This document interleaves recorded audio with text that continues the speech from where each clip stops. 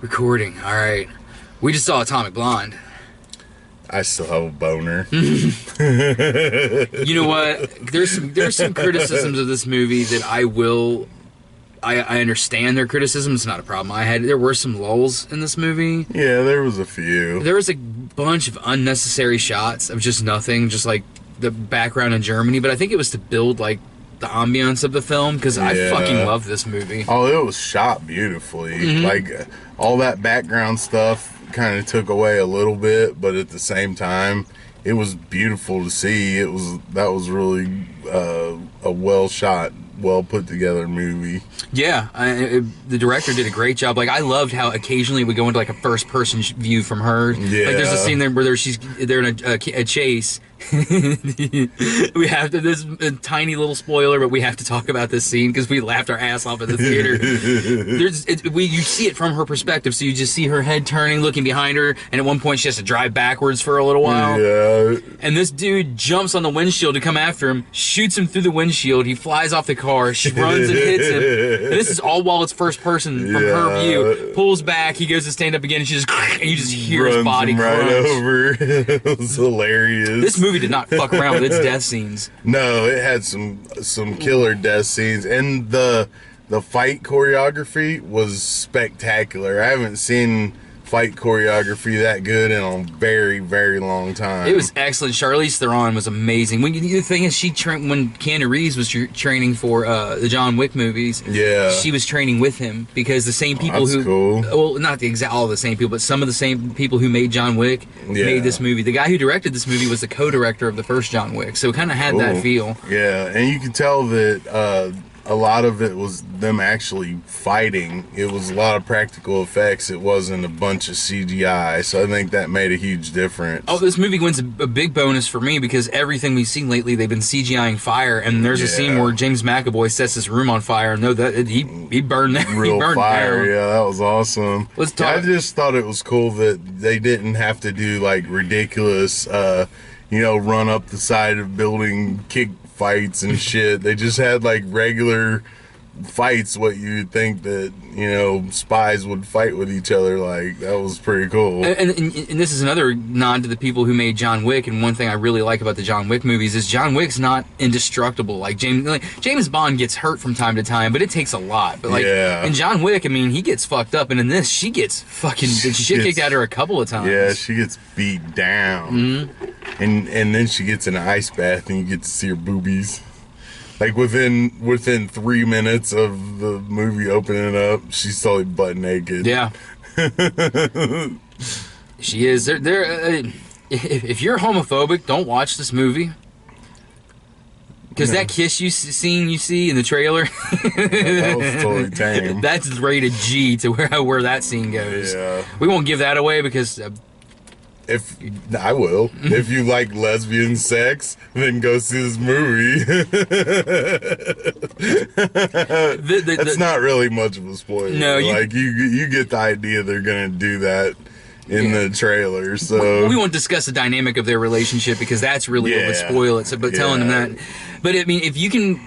It rivaled Game of Thrones with its how graphic that scene got. It was hot. You got to see just enough, but a little bit more, man, they would have been pushing an X rating. Yeah. Just for that 1.5 minute scene. It was really fun scene to see. God bless. Because yeah.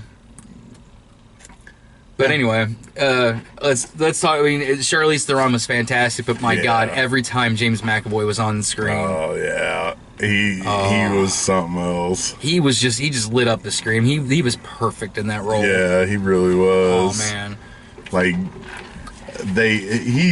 he's one of my new favorite actors. Oh, absolutely. And this just made it even more of a good reason why. It's how versatile he is. Yeah, he's an excellent actor. He's been in so many different roles, and they're not the same role. They're all completely different. Victor Frankenstein, Charles Xavier, the dude from Split, and this. I mean, he's four completely different characters. And he was Mr. Tomlinson in Lion, the Witch, and the Wardrobe. Yeah. I love the Chronicles of Narnia films. I like all three of them. Yeah, I do too. Those are fun films. They seem to have gotten lost in the shuffle over the years with the Harry Potters and the Hunger Games and stuff. Yeah, they didn't become as popular as I thought they would. The last one really did bad in the theater, so yeah, it did well on video sales. But I really liked Voyage of the Dawn Treader. Well, we gotta stop. Yeah, let's review Chronicles of Narnia. Yeah, that one weird kid that turns into a dragon. That pretty much kicked off his acting career. He's been in a lot of stuff since then. He's in that new Detroit movie, and that's getting a lot of praise. He was so annoying in the Chronicles of Narnia, but yeah, Voyage of the Dawn Treader. Yeah, he's gotten better over the years. Yeah. Well, anyway, so this movie, I got to give this credit. It swerves you a couple of times. Yeah, it does. And that can get annoying in movies. And this one, it didn't. You're like, somebody else is stabbing somebody in the back. Well, this can't be the case. And in the end, when you find out who was really screwing who the whole time. Yeah, that was awesome. That was one of the best endings to a movie. Like I had the faintest little thought of that happening. About 2/3 of the way through. It kind of crossed my mind for a second, but I thought, no, that couldn't be. And then, bam. I thought that, I kind of had a feeling it was going to end the way it did. Well, we won't spoil the ending, but the person who's with her at the end was not who I expected that ending. For in the end to be like, but I didn't expect him. Yeah. So I won't say so. When you see the movie at the very end, the person that's with you, you're going to be like, yeah, they fooled everybody. It just made the whole movie that much better. That was so good. Yeah, I enjoyed that. I like a movie that can actually make you be like, yeah, at the end. Oh, this movie should have just been called "Fuck Yeah, the Movie." Yeah. Fuck Hot Chick the movie. every 10 minutes something happens where you're like, fuck yeah. Yeah. There's a fight scene that goes on for 20 minutes towards the end. It's like the beginning of the third act of the film where they're in this apartment building. It should have just, the whole time I just wanted to start chanting ECW, ECW, ECW, because they put each other through so many tables. She suplexed the son of a bitch through a fucking table. I was just like, yeah, Sabu, Sabu. There was no furniture left in that house. They smashed every single piece of everything. There was that little tiny end table next to the window, and they made sure to get that too. Yeah. That was great. Just had to get that one. She speared him and just put him through it and just stood up she stood up and looked around to make sure there's no more furniture left. Brought to you by IKEA. Yeah, that was spectacular.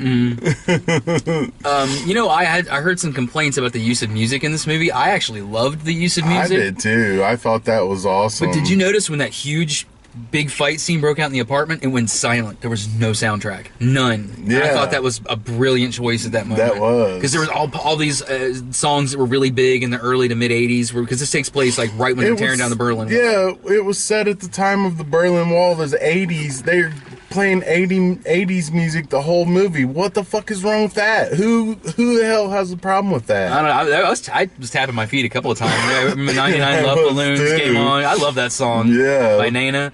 And then they played the original version. The original version they played, the version they played at the end where it slowed down. That's actually the original version of that song. And then she, for American radio, made it a little bit more poppy and turned some of the lyrics into English. No, I like it. That's even in the different language. I like that song. Me too. Yeah, I know what it is. I've heard that song enough as a kid. It's soon as the music started playing, 99 Das Love Balloons. They played London's Calling by The Clash, which I love that song. They played, I knew, I was waiting. I'm like, it's the theme of the songs, when is Flock of Seagulls, I Ran So Far Away gonna come? Yeah. And then it does, and you're like, because you think that's gonna play and then something else, and in the end they're like, okay, you've been waiting to hear I Ran So Far Away. Yeah, and she was running away when it was playing. It was perfect. I think people are just too overly critical of stuff. This was a perfect turn your brain off action movie. That's what I want. I don't want a bunch of stupid crap that makes me think too hard or concentrate too much. This is action. Go do some action, blow some shit up, kick some people in the face. there you go. Well, I mean, it's there's time and place. Like sometimes I'm in the mood to watch like a movie like a Florence Foster Jenkins, where it's just serious and slow down. But when I want to watch John Wick, I want to watch John Wick. Yeah. Not every movie has to be. No. And the fight scenes were realistic. They don't have to have a little piece of everything in every movie. Right. Like, no. The fight scenes were really realistic. I enjoy that quite a bit. Yeah. I was saying that earlier. Like they weren't doing all that Kill Bill fight scenes or things like that where it's just super ridiculous. The girl jumps in the air and flies 47 miles across the fucking warehouse to kick somebody in the face. But when it makes sense in a movie, I understand it. Like in something like in Kill Bill 2, like they're part because that movie's for that. But if they had done that in this movie, it would have like changed the tone. It wasn't like. And another thing I'll say that last week I mentioned how it pissed me off that they called her the female 007. Watch this movie. In no way, shape, or form. No, she's nothing like 007 whatsoever. That pisses me off even more if someone would compare her to that. If they were to say, like, it may be the female version of John Wick, it's like, well, I might accept that, because it is kind of more that. She's like the female version of Bruce Willis's character in Die Hard. Compared to that. I'd be more afraid of her. She's like the female John McClane. Because she does it because, goddammit, somebody has to. Yeah. Just waiting for her to say, yippee-ki-yay, motherfucker. I don't know. I thought this movie from beginning to end, it knew when to take breaks. It knew when to give you the action. It knew when to throw stuff at you. It knew when to hide things from you. This movie is definitely a rewatch. Because when you watch it back, you're going to be like, oh, there was the signs. There were the signs. There were the signs. Most definitely. I thought that as soon as it was over, like, I want to watch it again. Yeah. And go sneak into the next theater and watch it again. I can't sing the movie's praises enough. I mean, I'm thinking, is it better than Baby Driver? Maybe a little better, but just at least just as good as Baby Driver was. Yeah. This will probably make my top 10 films of the year list. I don't know. It's like, I'd say this is a little bit better, but they're kind of a little bit different movies. Yeah, well, like this one had better action, but that one had a better plot. Baby Driver had a better plot. Yeah. And that was more of like a car chase movie. This one didn't have a whole lot of car chases in it. Yeah. Like, there was a couple, but they weren't. And that whole, you know what I'm talking about, where they think it's safe all of a sudden and then it's not. Yeah. I'm getting really tired of that in car chase movies. Like, that's pretty much the car chase cliche. But when it happened in this movie, though, it caught me by surprise. It did catch me by surprise. You usually see it, like in Baby Driver, when it happened, you saw it coming. In other movies, you see it coming. This, you're like, smash, because they don't waste time. It's like 1 second. Literally, once you're like, it was done better, but I'm still tired of seeing that in movies. I think it always happens every time. I think directors just really like to shoot that kind of scene. They must have just loved the visual of it. Well, it's awesome to see, something coming like that, but it's just every single movie. How do you know how insanely perfect every single thing in the world would have to go to actually make that happen in real life? It's completely impossible. How did they know exactly where they were going to be at that exact moment?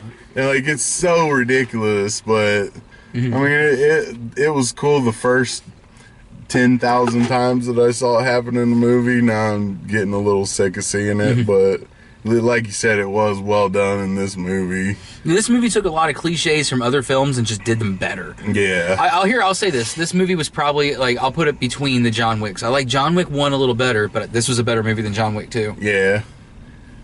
Not as many people got shot in the head, but I don't know. And then the last scene, I mean, I think she hates heads just as much as Keanu Reeves does. She does. She just didn't have as much opportunity to shoot as many people in the head. No, she had to cover a lot of those things, those like around the cover shots from tables, and so she had to like shoot people in the legs and then shoot them in the face. There was a couple scenes where she shot fuckers in the head, and it showed their brains just splattering behind them. Splattered on the wall, and I appreciate that because there wasn't just like a little mist of blood on the wall. No, there were chunks of brains and skulls and hair and stuff on the wall. Did you notice there was this older lady and her even older mother sitting behind us? Her mother was like, I was actually waiting, like, is she gonna get up these stairs? Because I was gonna jump up and help her, but she got around just fine. She looked like late 80s. Yeah.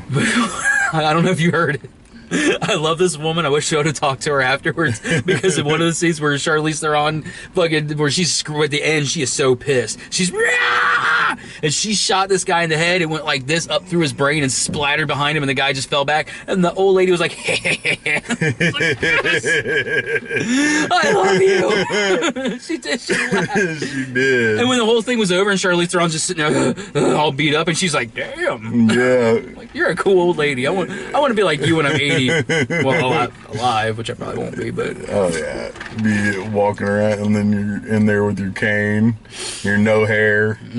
I won't be one of those guys. I've always swore once my hair starts to go bald, I'm going to shave my head and then grow a straight down beard like Carrie fucking King from Slayer. Yeah. I'm going to grow a real long ass beard, but... You just got to be that hippie guy that just... keeps all the sides in the back and grows a ponytail. The only person that can pull that off, and I mean the only person that can pull that off, is Willie Nelson. Yeah. But anyway, so I highly recommend the movie. Definitely. It was a very, very good movie. Go see it right now. So, well, it was great. We got trailers for the same movies we've been getting them. We got like all new trailers. All new trailers, and it was awesome. That Thor trailer made me want to see Thor even more. I already wanted to see it. The new trailer looked amazing. Well, this one featured Cate Blanchett a lot more. That's Cate Blanchett as the evil bad girl with the tree. It looks like a tree on her head. The antlers. Yeah. And she's like my favorite actress in the world, so I'm so happy she's in that movie. Yeah. I love the part where I know what you're about to say. Talking to Bruce Banner. He's like, oh, Bruce Banner's just like, did I win?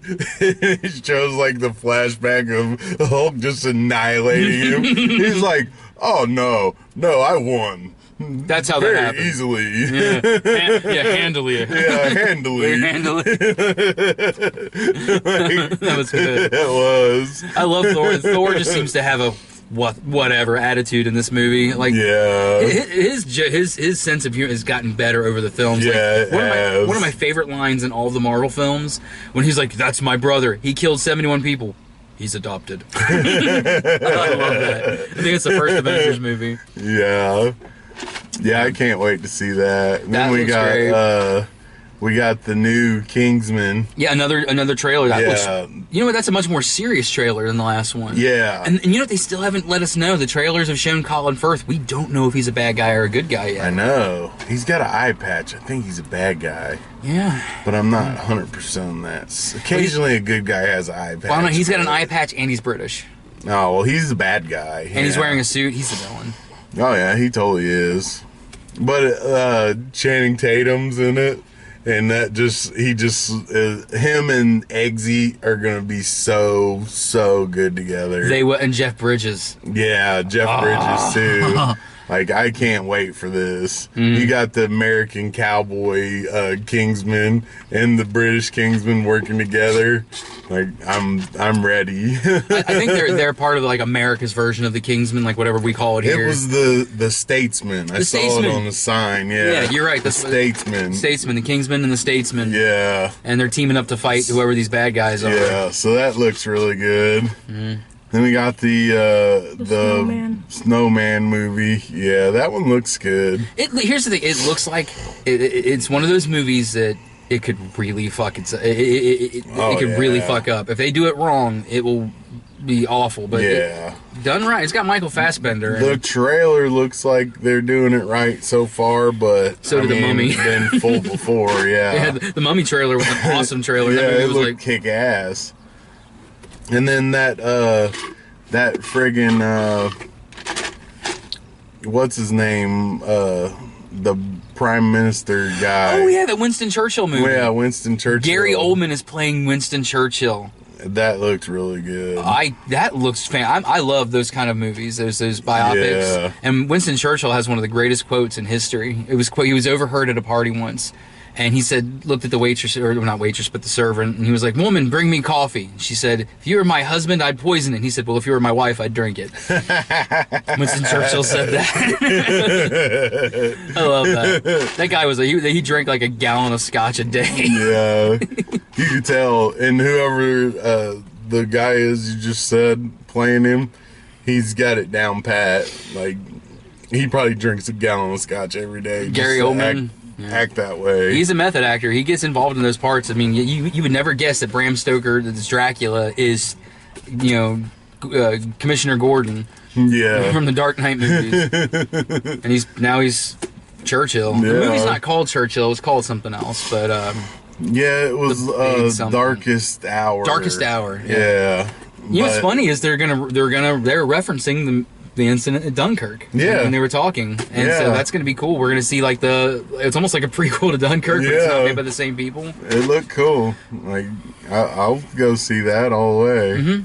It's going to be one of those movies that's going to be 2.5 hours long, but it's going to be in the end, you're like, okay. Oh, at least. It might be 4.5 hours long. That's a movie made to get an Oscar. Yeah. It really is. Yeah. That's why it's going to come out right before Oscar season, and everybody's going to be like, yeah, give it to that one. They're going to forget all about the good movies that happened at the beginning of the year. Like Logan, and I don't know, Get Out might get nominated for Best Picture. Wonder Woman is doing a 4-year consideration video for the Academy. They're going to try to get Wonder Woman nominated. I don't think it'll win, but I would love to see it nominated. Yeah, that'd be cool. Just to see a superhero movie nominated for Best Film of the Year. We've got a fantasy already with Return of the King that won the Academy Award. So we need a superhero movie now. Well, they'll have to nominate Get Out so that they're not whitewashing the Oscars. Oh, that one year they totally did, though. Yeah, I know some people were like, they don't have to always be and then you saw all the nominations and you're like, wait a minute. Yeah, hold on. Michael B. Jordan in Creed, his performance was astounding, and you nominated Sylvester Stallone for Best Supporting, but not him for... That was a little bit bullshit. That was. It really was. And Straight Outta Compton, while I agree with the movie that won for Best Picture that year, which was Birdman, but that whole whitewashing thing came on, Straight Outta Compton should have been nominated. Yeah. It really should. That movie was fantastic. Yeah, that was an excellent movie. But the Get Out, though, the one thing about that is it kind of speaks to everybody, and I don't know. If it doesn't get nominated for Best Picture, that dude will Jordan Peele. He'll get nominated for Best Director. Best Director, yeah. Imagine that your first time directing a movie and you get nominated for Best Director. Yeah, that'd be awesome. Yeah. Though we still got quite a few movies left to go this year, so. Yep. I don't think there's any lulls coming up anytime soon. Then we got The Dark Tower, My Little Pony. Yeah. We're going to go see My Little Pony. Can't wait to see that. Oh, I have to. Yeah. I mean, that's going to be the one where we have to come in here like, it was so good. Watch it actually kick ass. Yeah. I'll just come out here like, it probably will. So good. It was so funny. So ready to make fun of it and be like, I'm a Brody now. Damn it. We have to wear whatever shirt you have that makes you look the most like a child molester. You have to wear like something with no sleeves, and then like wear your hair down and don't brush it for 3 days. Get one of those like pedo bear hats to wear. I'll wear a shirt that says free candy. Someone would shoot. We'll have to make sure that we say something to every kid that walks by. Hi, little boy. Mm-hmm. Hi, little girl. Why don't those shoes look nice on you? We go sit in the back by ourselves, and they're like, "Well, these two guys jerking off in the."